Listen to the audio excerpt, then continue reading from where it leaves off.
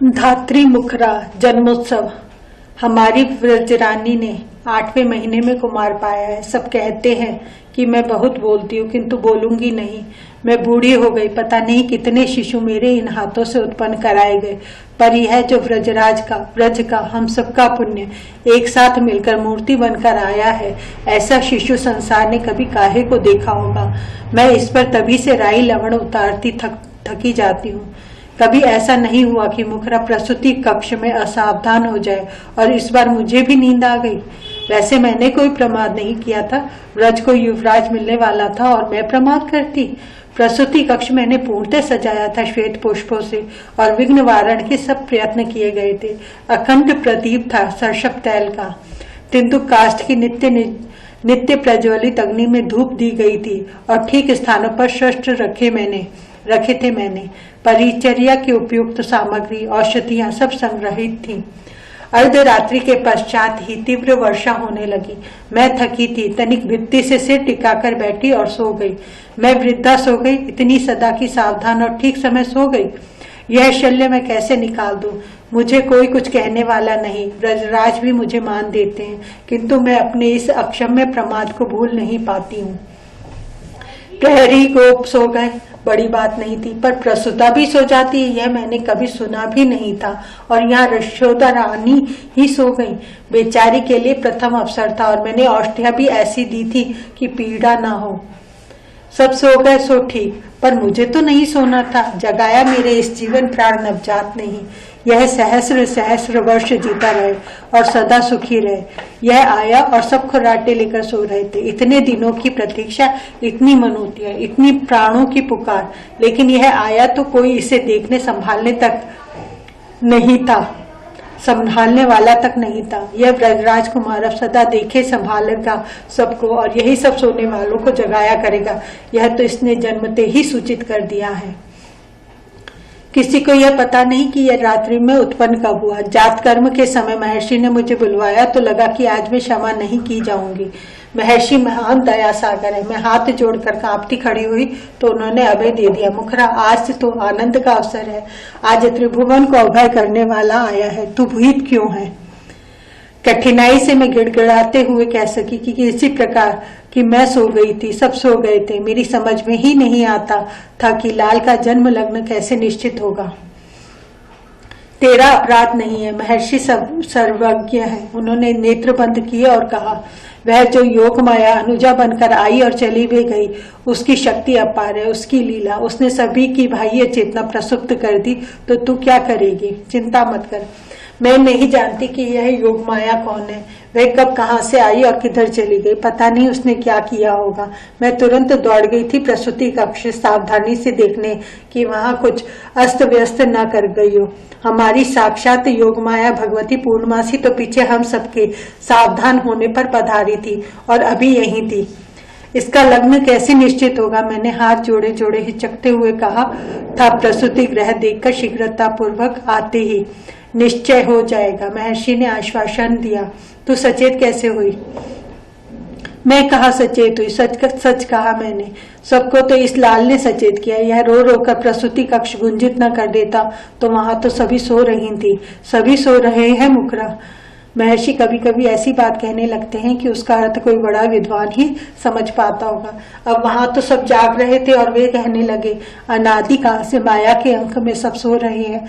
योग माया तो कदाचित कभी इनके स्वजनों को सुलाती है, लेकिन जगाने वाले यही हैं। ये कृपा करे तो जीव जागे और ये करुणाधाम इनका भिन्न सखा जीव इन्हें न देख कर सोता है तो ये आनंद घन भी रोने लगते हैं।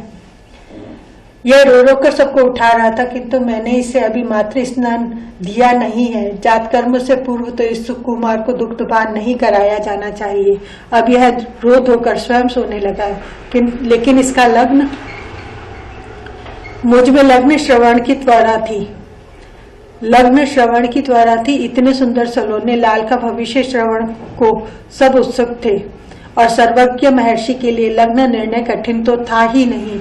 यह वृष लग्न में आया है। महर्षि ने कहा, श्री वज्रराज की अपेक्षा ऊंचाई में किंचित न्यून रहेगा, अच्छा ही है। बहुत प्रलंब होने को इसके अग्रज ही पर्याप्त थे। दाऊ अभी से लंबा लगता है। इसके ताऊ चाचा के कुमारों में ऋषभ अर्जुन भी लंबे ही हैं और विशाल तो विशाल है ही। यह कुछ ठिकना रहे, इसमें तो कोई दोष नहीं। बहुत बार ठिकने व्यक्ति अधिक स्वस्थ सशक्त होते हैं। रोहिणी में उत्पन्न हुआ महर्षि कह रहे थे प्रसूति कक्ष में सर्प होना चाहिए था, किंतु मैं भागकर देखने जा रही थी कि महर्षि ने मुझे रोककर पूछा। इसके अग्रज तो स्वयं भगवान अनंत वे वहां थे, दाऊ तो वहीं था। मैंने बतलाना प्रारंभ किया और मेरा यह दोष तो है कि मैं पूरी बात कहे बिना नहीं मानती। मैंने बहुत बच्चे उत्पन्न कराए हैं, पाले हैं। रोहिणी रानी से सबसे मैं सदा कहती थी कि दाऊ गूंगा नहीं है, अपंग भी नहीं है, किंतु मुझ धाय की बात पर कोई ध्यान ही नहीं देता था। बालक की पहचान करने में कहीं मुखरा से भूल हो सकती है। कल पता नहीं कब दाऊ उठा और अपने पलने से उतरकर प्रसूति कक्ष में आ गया। रोहिणी रानी तो व्यस्त थी इस बच्चे की ओर, तो तब सबका ध्यान गया जब यह अपने नव प्रसूत अनुज के समीप शैया को पकड़कर खड़ा हो गया और हंसने लगा।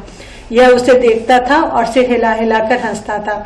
इतना हंसता रहा जैसे पूरे वर्ष की रोकी सब हंसी अभी पूरी कर लेगा। यह तो अपने दाहिने हाथ की तर्जनी से धीरे से छूता था शिशु को और कहता था उठ, फिर हंसने लगता था। अब यह अपने नवजात अनुज को साथ ही नहीं छोड़ना चाहता। इसके हंसने, बोलने, स्वयं उठकर चलने से तो सबका आनंद शतगुणित हो गया है। तभी तो ब्रजराज ने जब जाकर कहा भाभी आज तो यह उदासीनता का वेश बदल डालो, तो एक बार भी रोहिणी रानी ने अस्वीकार नहीं किया। उन्होंने सर्वाभरण सजा लिया अपने स्वर्ण गौर सुंदर अंगों में और ऐसी साड़ी धारण की जैसे वे नववधू हो गई हैं। आज के महोत्सव की व्यवस्था भी तो उन्हीं को करनी है। मैं पता नहीं कितना बता देना चाहती थी, किंतु महर्षि ने संकेत से रोककर सुनाया। इसके बुध, शनि, मंगल, चंद्र और गुरु ये 5 ग्रह उच्च के हैं। शुक्र स्वग्रही है और शनि के साथ शत्रु भवन में बैठा है, शत्रुओं का संहारक होगा यह। तृतीय में राहु सर्व विघ्न वारक होता ही है और नवम का केतु मोक्ष तो इसके स्मरण से प्राणियों को प्राप्त होगा। यह सौंदर्य का, श्री का, सुयश का अनंत धाम अपने सूर्यों का सब प्रकार कल्याण करेगा। सूर्य स्वग्रही है शुभ भवन में। इतना तो मैं भी जानती थी। अंततः मैं भी धात्री हूँ। शिशुओं के ग्रह भले मैं न जानूं, उनके अंग लक्षण तो जानती ही हूँ। इस लाल के ये कमल लोचन, यह इसकी बंक भोए और इसके वक्ष पर जो स्वर्णिम रोमावली का भ्रमण है वह मैंने देख ली है। यह बहुत सुकुमार है। सभी नवजात शिशु सुकुमार होते, वैसा नहीं। यह तो लगता है कि सघन मेघों से बना है। मुझ वृद्धा के कर कठोर हो गए हैं। इसे स्पर्श करते मेरा हृदय कांपते। कुछ बड़ा हो जाए तब इसके कर चरण भली प्रकार देखूंगी।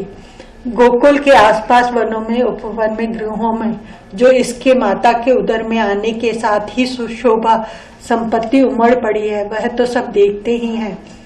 इतना सौंदर्य वृक्षों में, वनों में। मुझ ब्रजराज के सेवक ने बतलाया कि कालिंदी पुलिन पर रेणु के रंगीन कणों से, वनों में तृण पुष्पों से, जल में पुष्पों से और भूमि पर रत्नों से नाना प्रकार के मंडल चित्र प्रकट हो गए हैं।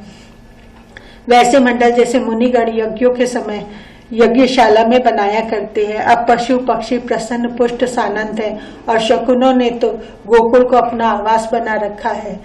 यह सब हमारे लाल का सौभाग्य सूचक ही तो है। प्रसूति कक्ष प्रांगण तो आज अद्भुत सुर पुष्पों से भर गया है। अवश्य ब्रज के युवराज का जन्मोत्सव मनाया है गगन में सुरों ने भी, लेकिन यहाँ जो उत्सव आरंभ हो गया है आज के आनंद में तो सब उन्मत्त हो गए हैं। अरे इस वृद्धा मुखरा को तो बची रहने दो। इसे प्रसूति कक्ष संभालना है, नव प्रसूता की सेवा करनी है। लाल को अधिक दूध न पिला दिया जाए यह देखना है, किंतु कोई आज मेरी पुकार नहीं सुनता। मैं भी तो पगली हो गई हूँ, मुझसे भी तो प्रसूति कक्ष में बैठा नहीं जाता। ब्रजेश नाच रहे हैं, उपनंद तक नाच रहे हैं, तो सब मुखरा को नचाना चाहते, इसमें क्या अनुचित है। यशोदा के अंक में लाल आया, मुखरा का ही तो लाल है। वह अपनी इस धात्री को भी तो माँ कहेगा। मुखरा आज नहीं नाचेगी तो कब नाचेगी। यह नवनीत दूध, दधी, हरिद्रा मिला तेल, यह परस्पर निक्षेप, यह प्रेम मग्न उन्मत्त नृत्य एवं हास्य, यह गोपों का और वृद्धों का भी कूदना, मुखरा ही तो है जो गोपों के, व्रजराज और उनके अग्रजों के शमशों कपोल भी नवनीत लिप्त कर सकती है और गोपियों को, वृद्धाओं को, वधूटियों को भी कर पकड़ कर थिरका सकती है। लेकिन यह क्या है? मुखरा को यह सब अपार उपहार क्यों? मुखरा ने तो लाल पाया है, यह धात्री आज लुटाने वाली, देने वाली है। मेरे लाल की न्योछावर लो, सब लूटो जी भर कर। इसमें भी कोई मेरी नहीं सुनता तो मैं कैसे मान लूं? ब्रजराज लुटा रहे हैं, रत्न, कोष, गाय, वृषभ, वस्त्र लुटा रहे हैं। ऋषियों को, मुनियों को, ब्राह्मणों को उन्होंने मनुहारे करके दिया है और सूत, मागध, बंदी, भिक्षुकों का घर ही नहीं मन भर दिया है। आज वे गोपों को, गोपियों को हाथ जोड़कर, पैर पकड़कर, मना कर वस्त्र आभरण दे रहे हैं। यह उचित ही है। रोहिणी रानी तो महारानी है, ये आज सबका सत्कार करने में लगी है और इन्हें कम देना आता ही नहीं है। इनके हाथों में लक्ष्मी का निवास है। ये जिसे स्पर्श कर दे, जिसे दे दे, उसका अभाव पूरे जीवन के लिए मिट गया। अभी मधुमंगल कह गया, मुखरा मासी आज सुरांगनाएं आई हैं याचिका होकर और मैंने सुरों को, दिव्य महर्षियों को ब्राह्मणों के साथ व्रजराज के करों से दक्षिणा लेते देखा है। तू आज जो चाहे, जितना चाहे मांग ले मां से। मैं ब्राह्मण भी आज तुझे अपने सखा के आगमन में आशीर्वाद दे सकता हूँ। मैंने आज झिड़क दिया इस अत्यंत चप्पल को, आज ही झिड़का मैंने। चल आशीर्वाद देने आया मुझे, मेरे लाल को आशीर्वाद दे और मांग ले तुझे जो दक्षिणा लेनी हो।